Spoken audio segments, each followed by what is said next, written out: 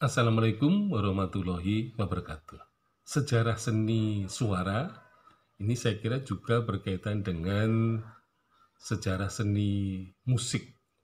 Jadi suara dan musik ini merupakan suatu ekspresi yang sama ya, seperti ketika tari diiringi oleh musik atau gamelan.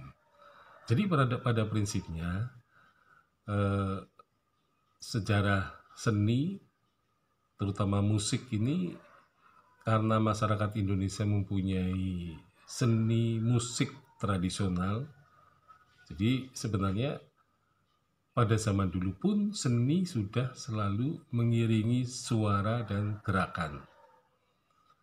Nah, tetapi kalau kita melihat itu ya, terutama sebenarnya belum ada sejarawan yang mempunyai perhatian untuk meneliti sejarah seni suara dan seni musik.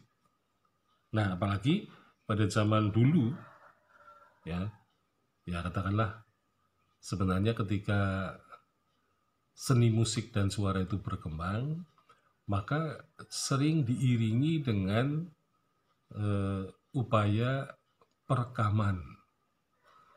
Jadi rekaman dalam bentuk piringan hitam PH pada zaman dulu itu sebenarnya merupakan dokumentasi. Ya, jadi dokumentasi dari seni suara dan seni musik sekaligus.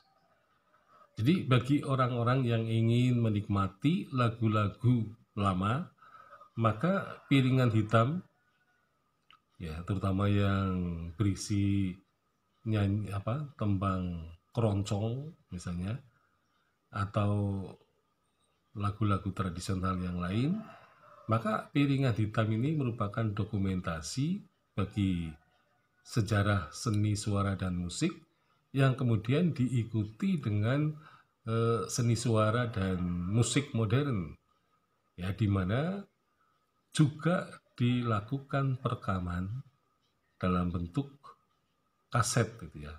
Jadi kaset ini lebih murah, lebih praktis, tetapi juga lebih cepat rusak gitu ya. Jadi piringan hitam meskipun kuno tetapi masih bisa dinikmati gitu ya. Tetapi yang paling repot adalah radionya. Jadi alat yang mengoperasikan piringan hitam biasanya yang paling mahal atau sulit dicari adalah jarum ya. Jadi jarum yang menyentuh piringan hitam sehingga kemudian menimbulkan suara. Nah, inilah yang menarik bahwa kita mempunyai objek seni suara dan musik sangat banyak. Bisa dibayangkan di zaman tahun 70-an bermunculan ya grup-grup musik Indonesia yang luar biasa, dan mereka seringkali berkarya untuk misalnya langgam seni musik suara yang modern gitu ya. Jadi dengan menggunakan bahasa modern, tetapi bisa juga ada yang langgam Jawa, ada juga yang langgam Batak, ya, mungkin juga langgam Melayu. Nah, inilah yang sebenarnya kita bisa mendengarkan lagu-lagu pada masa lampau yang kemudian pada zaman dulu sudah direkam dalam bentuk piringan hitam dan kaset. Nah, nanti musik Indonesia juga akan berkembang dengan gaya, terutama lagu-lagu lama diproduksi kembali dengan iringan musik masa kini gitu ya, yang bernuansa dangdut. Jadi ada lagu yang non dangdut bisa didangdutkan gitu ya di dalam musik Indonesia.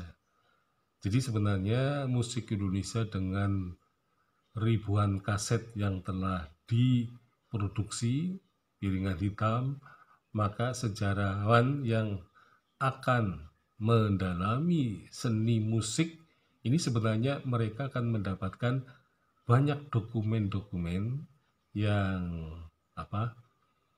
dihasilkan dari masa lampau. Jadi kalau khusus Jawa misalnya, banyak kaset yang diproduksi misalnya oleh Narto Sabdo misalnya, yang menciptakan lagu-lagu Jawa yang tadinya direkam dalam piringan hitam tetapi kemudian diproduksi kembali dalam bentuk kaset. Jadi pada intinya bangsa Indonesia mempunyai kreativitas yang tinggi, mengubah seni yang dulu tradisional kemudian misalnya dikembangkan dalam bentuk yang baru, sehingga pada acara-acara kondangan kita seringkali mendengarkan musik-musik yang sebenarnya itu lagu-lagu lama tetapi kemudian diproduksi kembali dan diperdengarkan lagi kepada halayak. Nah, sekarang dengan masa modern ini, maka muncullah juga rekaman dalam bentuk CD gitu ya. Jadi compact disc ya. Jadi compact disc itu sebenarnya merupakan bentuk perkembangan dari piringan hitam. Jadi compact disc itu lebih murah, lebih efisien, tapi juga cepat rusak juga gitu ya. Jadi kalau semuanya kalau tanpa pemeliharaan memang seperti piringan hitam, kaset, dan compact disc akan cepat rusak. Tetapi di dalam piringan hitam, kaset, dan compact disc ini mengandung lagu-lagu lama yang perlu dokumentasikan sebagai objek sejarah musik Indonesia. Sekian, Assalamualaikum warahmatullahi wabarakatuh.